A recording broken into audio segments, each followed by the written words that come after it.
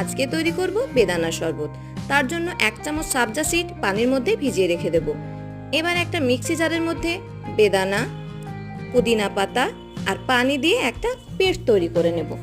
Paste হয়ে গেলে ছাঁকনির মাধ্যমে ছেঁকে নেব, যাতে বেদানার বীজগুলো শরবতে চলে না যায়। ছেঁকে নেওয়া হয়ে গেলে শরবতের মধ্যে লেবুর রস, পরিমাণ মতো চিনি, বিট লবণ দিয়ে খুব ভালোভাবে মিশিয়ে নেব, যাতে চিনিটা গলে যায়। এবার একটা গ্লাসের মধ্যে পুদিনা পাতা, লেবু আর কিছুটা বরফ দিয়ে দেব।